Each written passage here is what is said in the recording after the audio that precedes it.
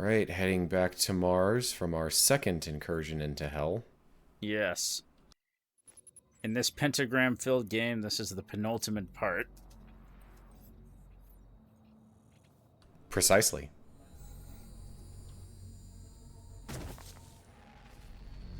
You have the crucible, and with it the means to contain the power of the well. We have a plan to send you there. VEGA will walk you through the process.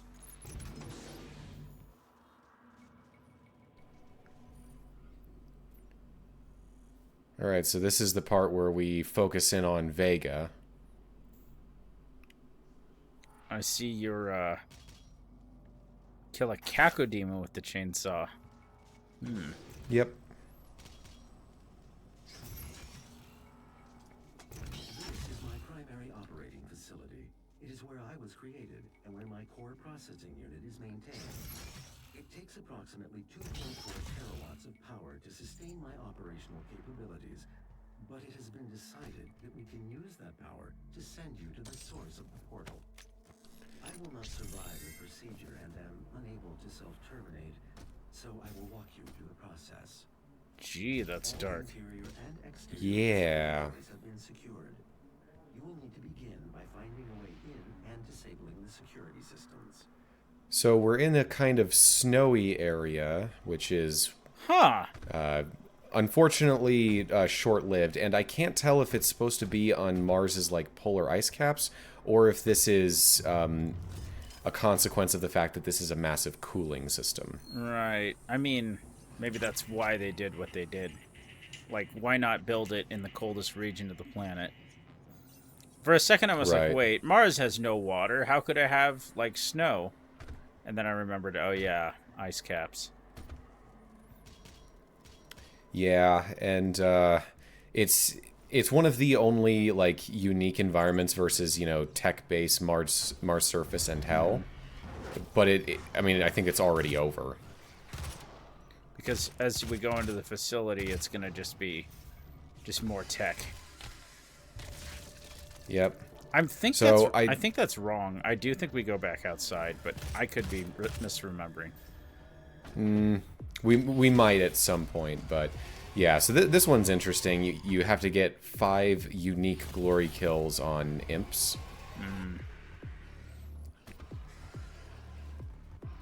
You know, the word imp is a funny word to me. Between Hell of a Boss and Twilight Princess, that word is entirely ruined for context. Heh. Both examples having short stacks, but what are you gonna do? Speaking of short stacks, did you see that Team 4-Star short that came out a couple days ago? Oh, about Krillin and Android 18 living at Kame House? Yeah. Yep. Yeah, that was fun.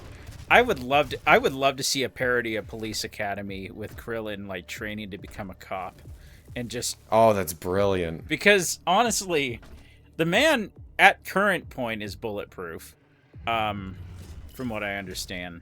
Like, yes, I really think, I hate that in Super he like gets shot, and his family gives him the cold shoulder for it.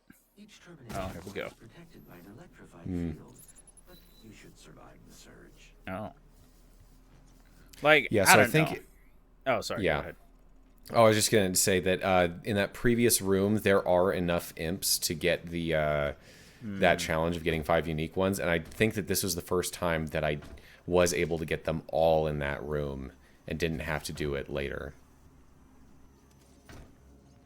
This is turned into a mixture of tinnitus music and penis music. Oh, Oh. Primary neural security network offline. somehow that was keeping them from getting in. Somehow. I think it was that they didn't know where he was, but as soon as the energy from VEGA was disrupted, they're like, he's here. Ah, that makes sense.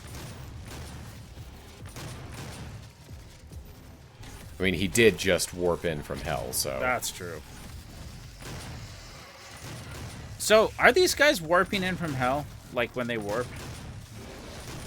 Yes, I believe they are.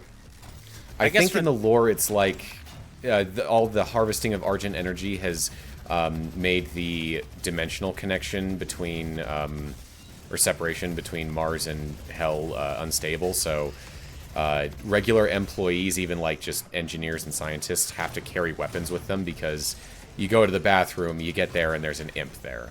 They just randomly warped in. That sounds terrifying and reminds me of Control, but that one's more the house could do some weird things. And by the house, I mean the big building you're in. Honestly, the idea of a haunted office building is such a cool idea that it's crazy to me that it didn't happen before that game. In which game? Control.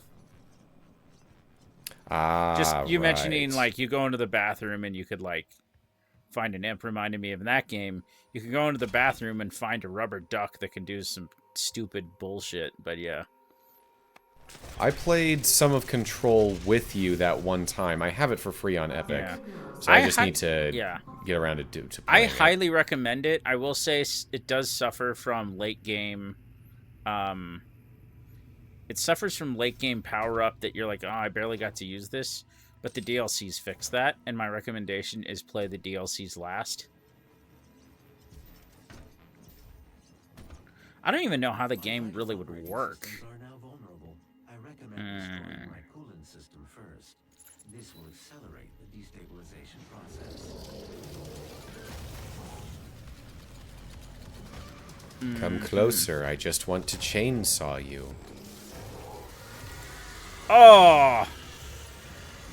Well, you know what? That's honestly the least brutal chainsaw death in the entire game. So wait, Yeah. how many times do you have to do that? Just once. Oh. 3 cacodemons Yeah. and a Cyber-Mancubus. Ah, nuts. Wait, what? That killed it?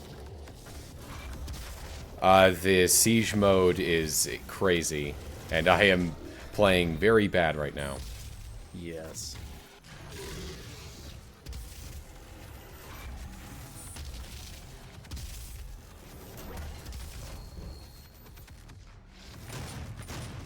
Man, Futurama has ruined any time I want to, like, say yes like that because of the professor. Oh my, yes. Oh my gosh. Hey, we Double got power 2! This feels incredibly redundant because you're basically invincible in Berserk mode anyway. More or less. The one that would be good is Haste and Berserk. I was intentionally saving them for... Oh, what the? Speak of the devil! What happened? I don't know, but I was so That was happy I caught it on incredible. camera. I have no idea what that was, but there's proof that it can happen. Wow. We're gonna have to frame mine that one. Yeah, so I'd left those power-ups for later because I was like, I'll wait for, more dangerous enemies to show up, and then I grabbed them at the very end when there's only like 2 left. Yeah. You may find yourself dying in a demon shack.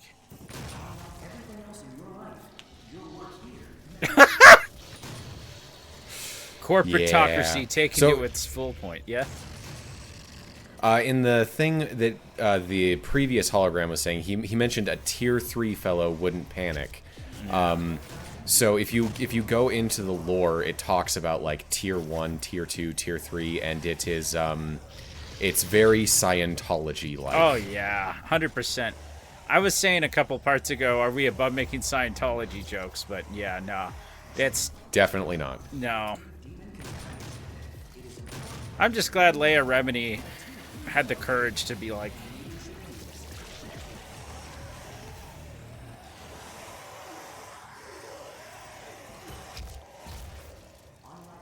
There we go.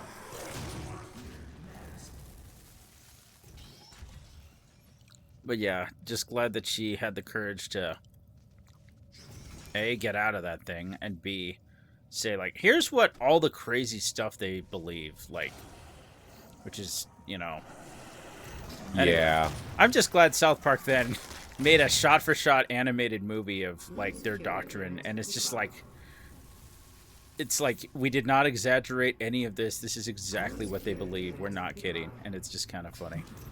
Yeah, when it comes to cults, the internet has helped a lot of them to proliferate far beyond, you know, the old school methods of recruiting people and disseminating propaganda. However, it has the internet has done so much damage to Scientology because Scientology is all about secrets, and the internet abhors secrets. Yeah.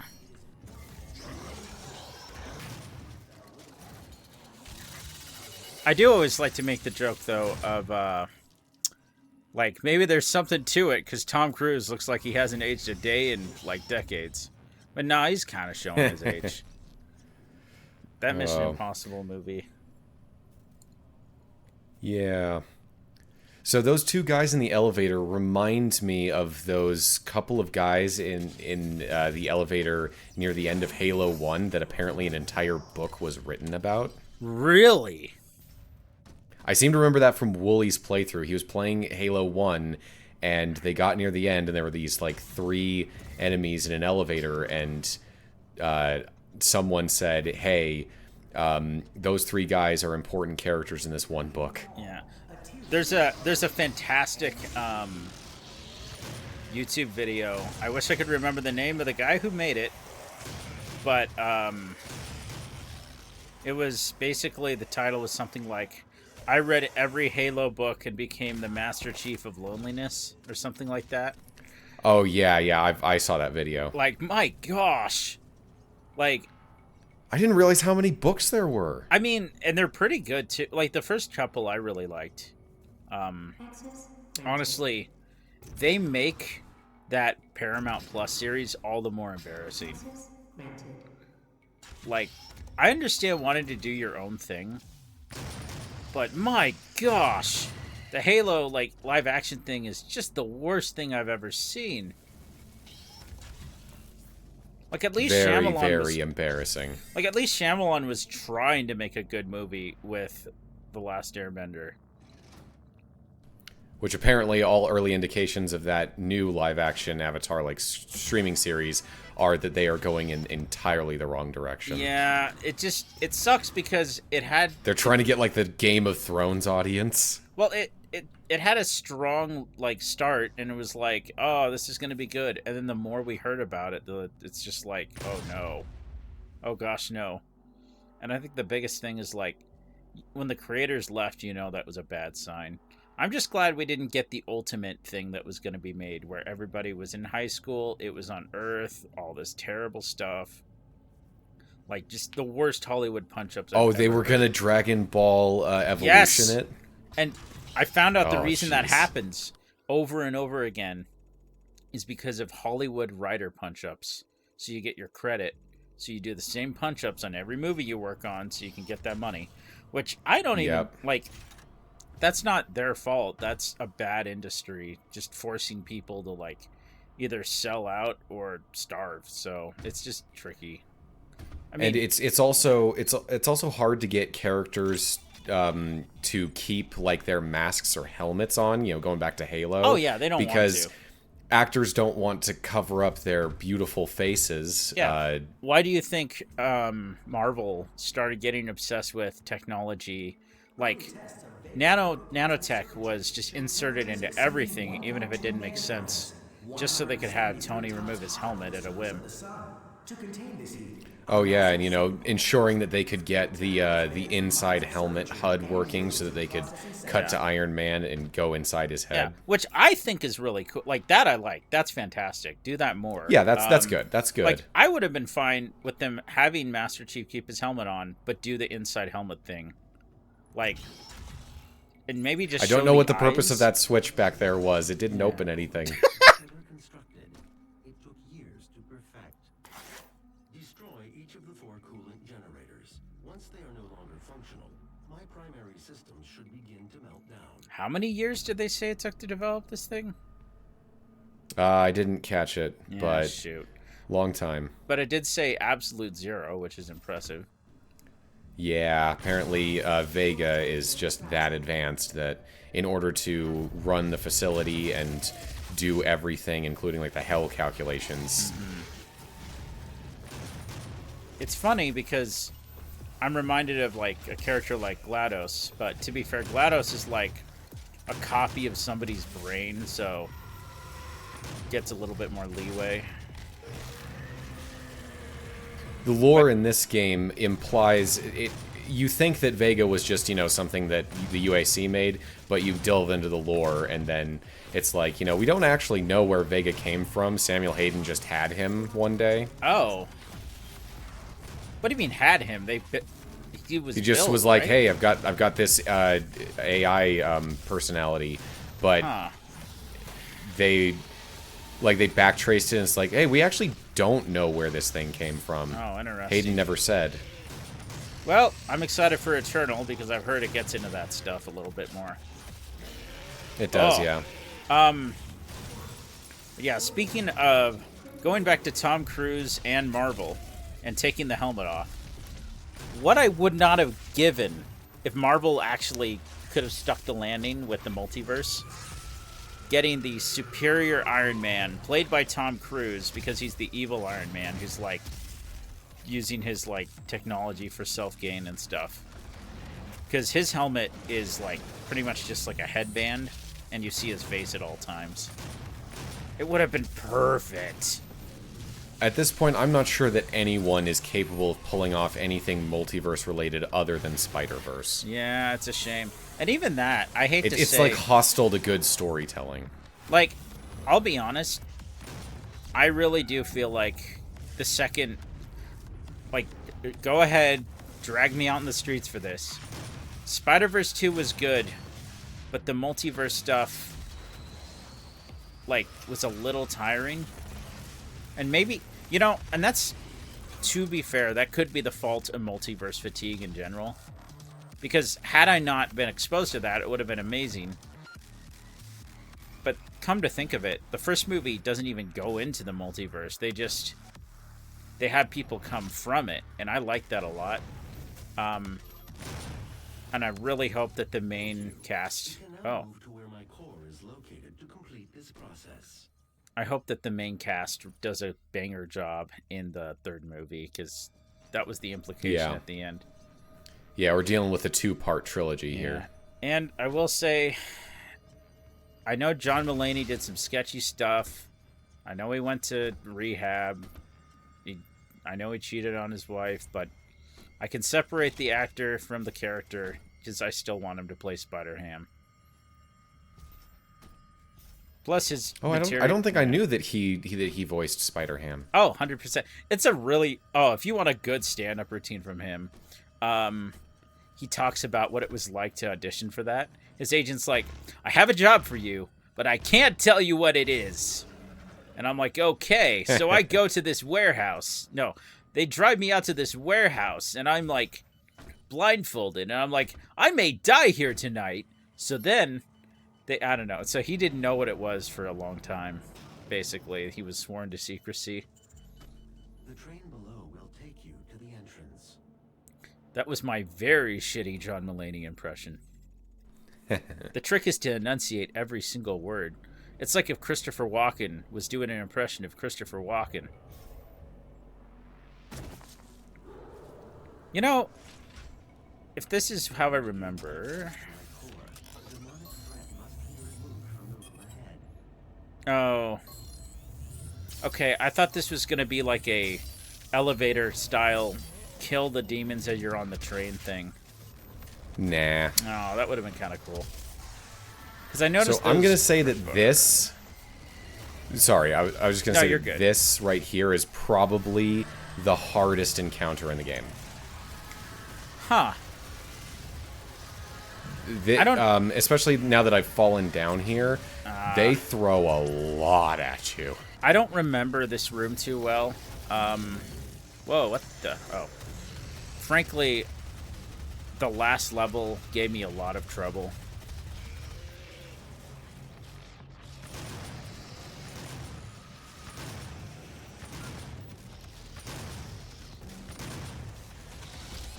Honestly, I should be using more BFG. Oh. Is that the only death, like, in combat you show on screen? I think that is the only legitimate death. The others are like falling off of ledges or hurling myself off ledges. So do you wish Doomguy was in, would have been in Smash Bros. Proper? Or were you just happy enough to get him as a Mii costume? It would have been cool to have him since he is very important to gaming history. Yeah. But I don't know, I feel like he fits even less than, like, Snake does. Yeah. I mean, honestly, if you took every Mii fighter that we got and made them an actual fighter, like, getting Shantae would have been nice. Getting Sans would have been weird. Dante would have been fun. In a lot of ways, Joker is actually pretty close to Dante. He's got some of his moves. I bet like he's got Rainstorm. Yeah, I bet somebody's made a mod. Oh, well, what do you know? There is an elevator section. Can you get crushed between Nope, that? I want to get down. I want to... I don't know. This part right here is always awkward. I'm not entirely sure that this was even, like, the intended way to do it. I think it is. But... I mean, they put this elevator here for a reason. Yeah, but just getting down there to that last Praetor token. But, of course, we have the diagonal elevator, which no sci-fi ever has gone without. Yeah, I'm always reminded of Sonic Adventure 2 and Alfred just losing his mind as Eggman. I'm still in the building! Oh my gosh, I've been here for weeks! Oh, wonderful. Yeah. I'm so excited for if they ever tackle... ooh. Oh boy. Yeah, they're talking about maybe doing the Sonic Storybook series. I don't know how. Vacuum of energy will pull you back through to hell. We have your destination set to the well's location. Now use the crucible to power it down. And the portal here on Mars will be closed permanently. They will not allow access to the well without a fight. But I'm sure that's what you're looking for, isn't it? So... last time we got to hell by just rupturing an Argent accumulator, but now we have to sacrifice Vega to do it. And the only explanation is that it didn't really matter much where we landed with the Argent accumulator, but it mattered big time. For this one, we have to get close. And so Vega, we can do a precise jump. The rationale for why this is... we have to sacrifice so much to get to hell this time is not covered as much in the dialogue as I think it should have been. Yeah. Did that say neural lock? Yeah, I believe that these are the neural locks. Oh, these are the neural processors. So I don't know, just rip the stuff out and then we can That's a cool upload the symbol thing and on go to top. hell. I like that. Yeah.